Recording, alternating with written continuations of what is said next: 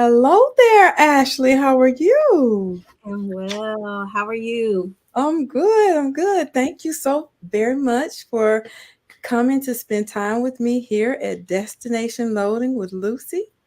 And thank you to our listening audience and our viewers who will be watching this conversation at some point. And so I know you, but they don't know you. So do you mind introducing yourself to the audience? Okay. Quick intro. Thank you so much for inviting me to do this. But I am Ashley Whitfield, LPC. I am a licensed professional counselor and school counselor. I work as a middle school counselor in Gulfport School District, and I also see clients through my private practice during the evening hours on psychologytoday.com. Awesome. That is so Gulfport School District, is that in Gulfport, Mississippi? Yes, it is in Mississippi. I'm in Mississippi now. Um, I actually am licensed as a counselor in Mississippi and Georgia. So I see clients virtually Hmm. in Mississippi and Georgia. Awesome. Thank you so much for that. So, Ashley, I recall us meeting um, in Gulfport, Mississippi. I lived there before with my family when I was married, and I was in retail management. Mhm. And you um, came to work with me at Stride Right Children's Shoes at the outlet mall. Rack room before that. See, so I'm gonna be We quiet. go way back. I'm gonna be quiet and let you tell us how we met because Mhm. obviously I forgot some stuff. You forgot rack room. Look, Yes. no, I didn't forget Rack Room, but I didn't remember that you came over from Rack Room. Okay. I did. I did. So I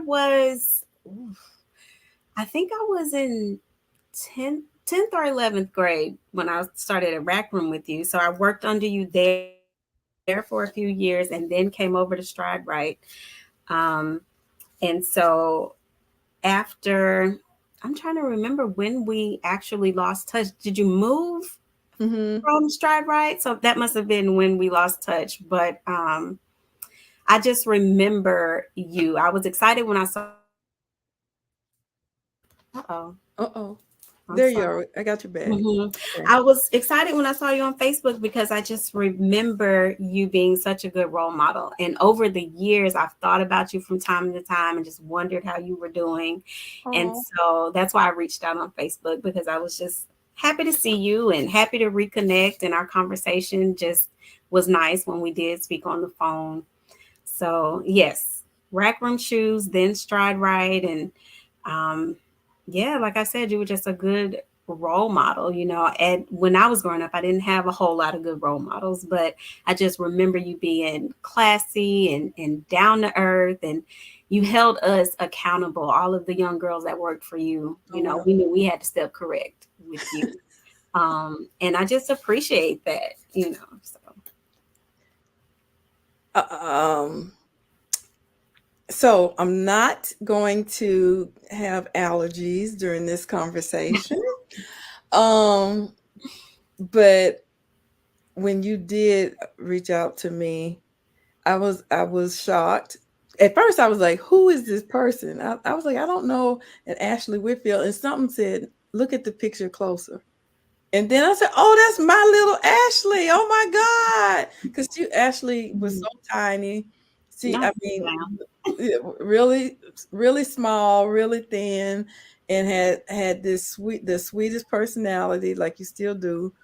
And it's interesting that one of the things that you stated that you recall is the level of accountability Mhm. that I held you all to, and I tried to set a very good example.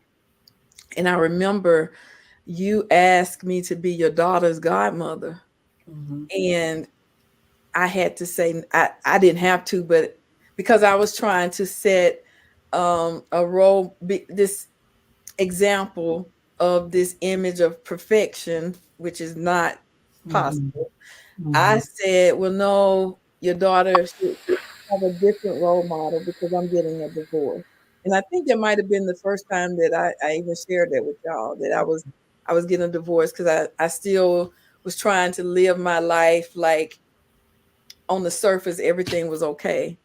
And but fast forward to you reaching out now, I realized that my marital status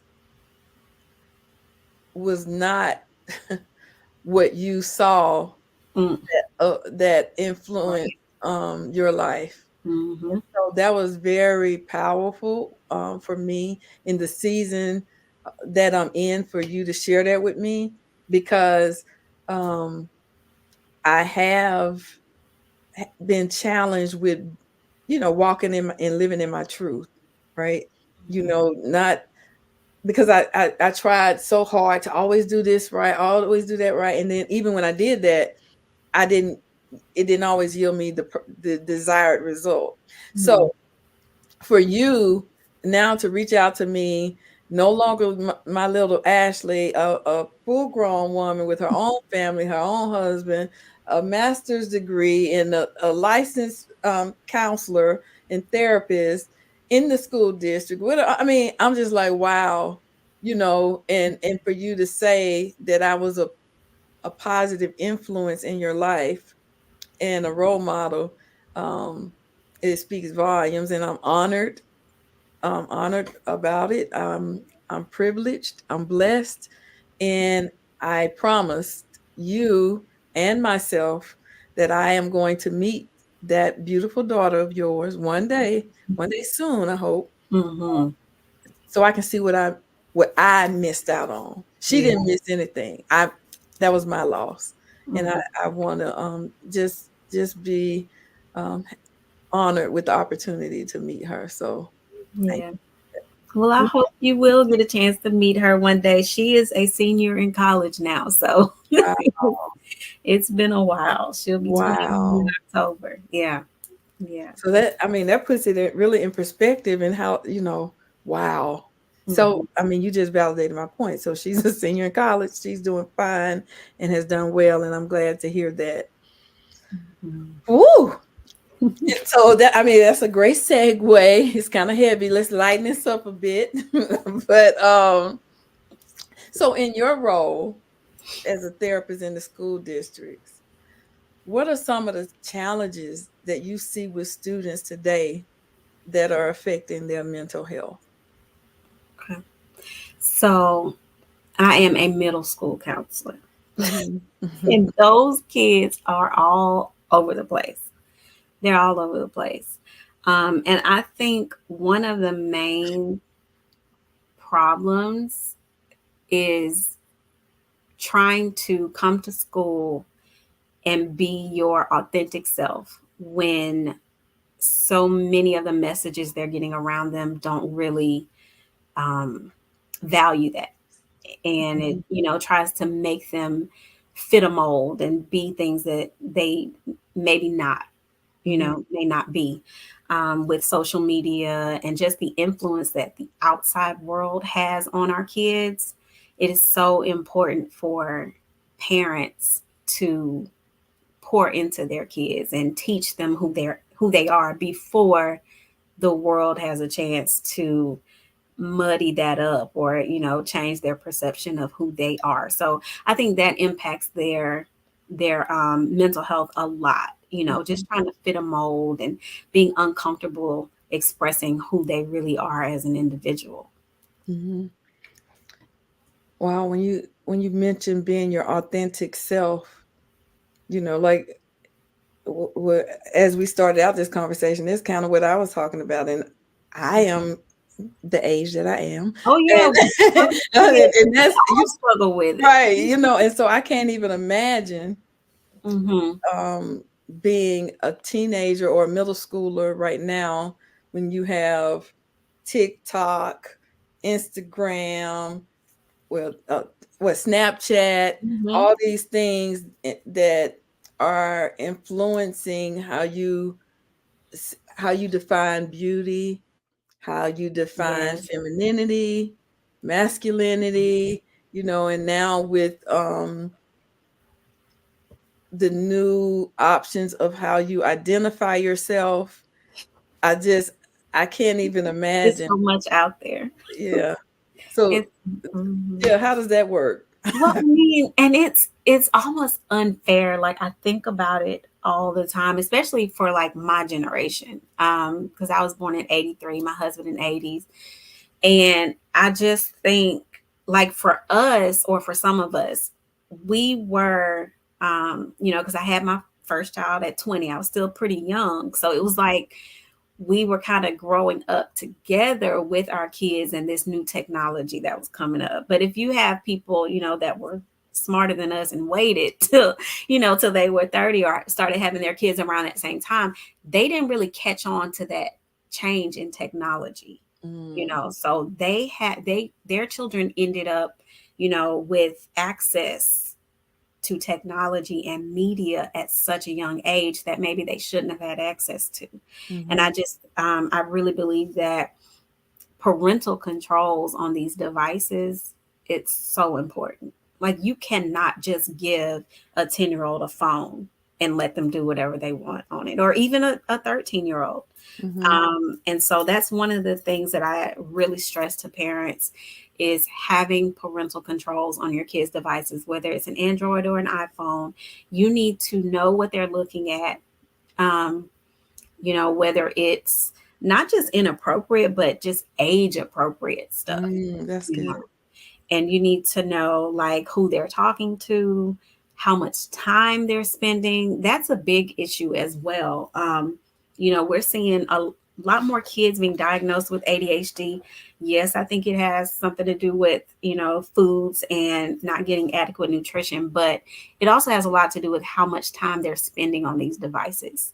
If they're Mhm, getting that immediate gratification from watching these TikToks, and it is messing with their ability to actually sit down and read for 20 minutes, because they're just not used to it. They're spending too mhm. much of their time on these devices. So, um, with the shift in technology over the years, I just really think that the media that these kids have access to has a big impact on their self esteem, their mental health, and parents have to be more careful um, or more vigilant with their parental controls. That's good, Ashley.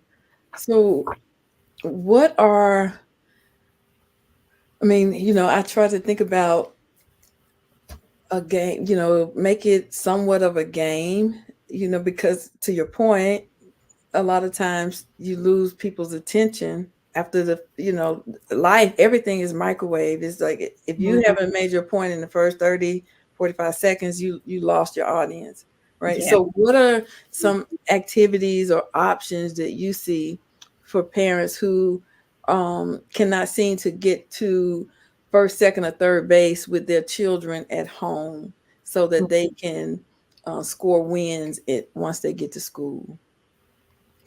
So I'm gonna I'm gonna say something, but I recognize that it may not be possible for a lot of Mhm. families. Mm, It's routine mm, and structure is so important. And I know that, a lot of working parents don't have the luxury of having a routine or a certain type of structure in their home, but it is so important because, like you said, they lose interest. But if I know that I'm having dinner with my family every Monday, Wednesday, and Friday at 7 o'clock, that mhm, is the time, that's the opportunity where you are pouring into your kids and you're teaching them those lessons. And it may not seem like they're listening, but they're getting some of it, mhm. and because of that routine, they're getting it, in microdoses. Um, and that is the opportunity, just having that routine, whether it's a movie night or dinner or whatever, just spending time with them, even if it's not a lot of time. But that's when you're going to pour into them and teach them those life lessons and give them those rules, and discuss the rules and why they are the way they are. And also kind of telling your kids what you expect from them because of who they are. So you're taking that time to teach them who they are before they go out into the world, or as they're going out into the world and receiving other messages, that you Mm. are consistently pouring into them. So, um, in terms of activities, it could be, like I said, dinner, game night, um, a dance break, whatever it is, but just having that time consistently with your kids is so important. That's that's very good and very true.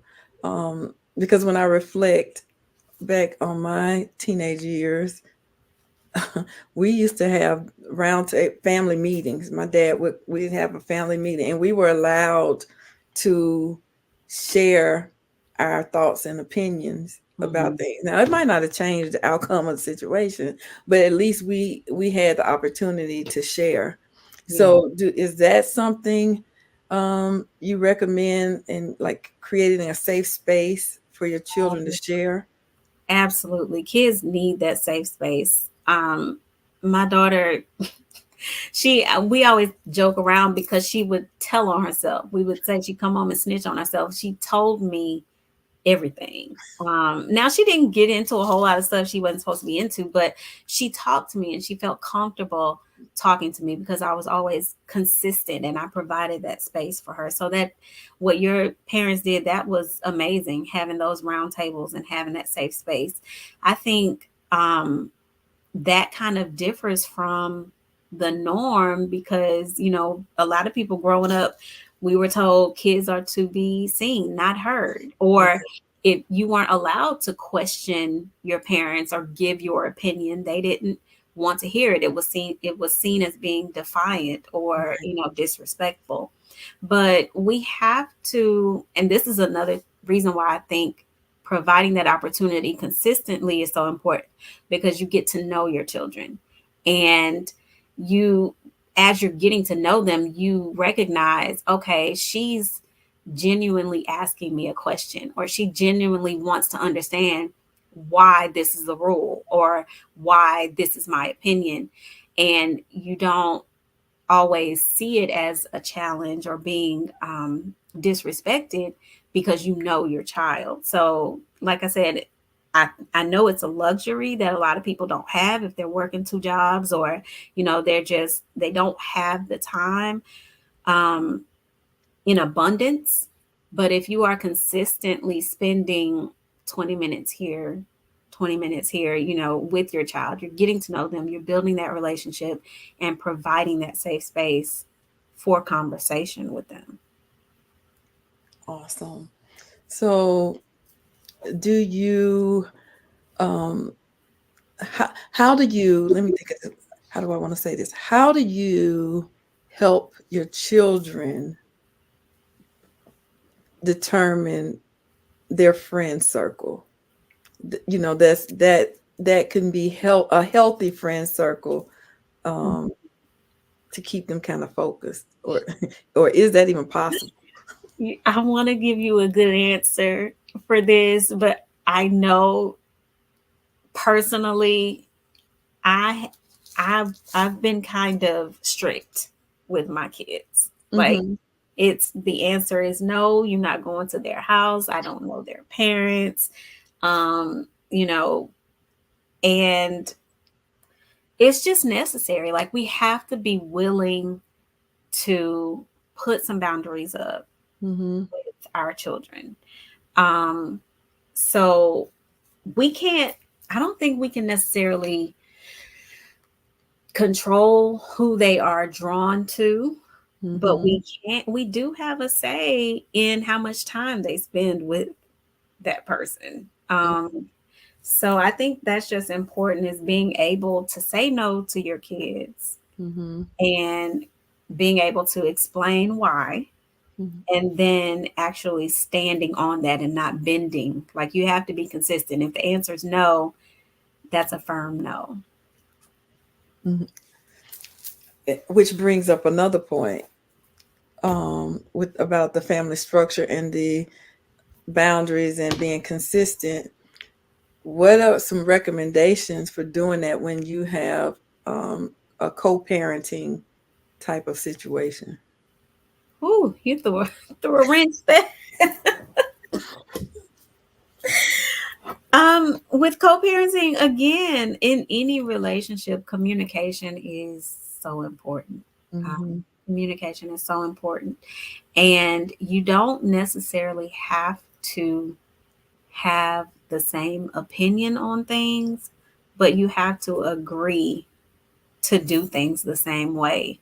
Oh, that's good. Um, and then if it's not possible, then that's above me. Maybe y'all are going to therapy as a family to work through the differences, Mm-hmm. or you're handling it in court. um, but ideally you both want what's best for the child, so that communication is going to be so necessary. Being able to talk about why you feel the way you feel, and explaining, oh well, I know this about this child, and I don't want her spending time with that person. And you both have to be on board to having the same boundaries with the child. Oh, Ashley, that is so good. That's so good. I think this is a great kickstart to the back to school playbook, to kind of have get people to thinking and talking, because um, school is going back to school now is so different, right? And it's almost scary, because now not only do you have to be concerned with the influence of the mentality of the children that your child comes in contact with. Now you have to be concerned with guns and all other sorts of violence and drugs and all Mhm. these other things. So I think a main takeaway from the things that you mentioned is that communication. Mhm. You gotta have the conversations. You gotta be comfortable establishing those boundaries, and Yes. you must have the consistency. Mhm.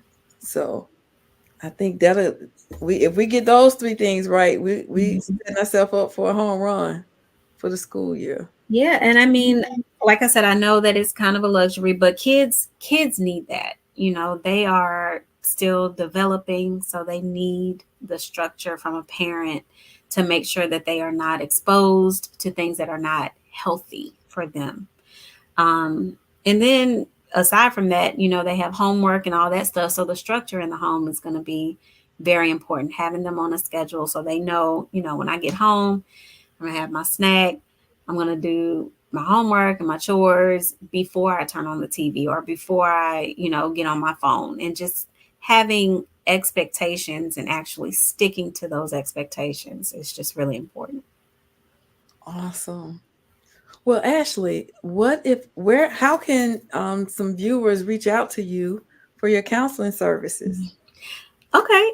So like I said, I'm licensed in Georgia and Mississippi. I do not take insurance, but my self-pay rate is fair, I think. But I'm on psychologytoday.com. I'm also on Instagram and Facebook at Ashley Whitfield LPC. Awesome. And as you all know, Destination Loading with Lucy is always having conversations to help you evolve from where you are to where you want to be. And if Ashley's therapy sessions are not available in your area and you just want a life coach, visit Destination Loading with Lucy at realtimesolutions.com. And that's REALTYME solutions.com. Thank you again, Ashley, for spending time with us today. And we look forward to you visiting with us again. Thank you for having me. I hope I shared some good stuff. Awesome. Of course you did.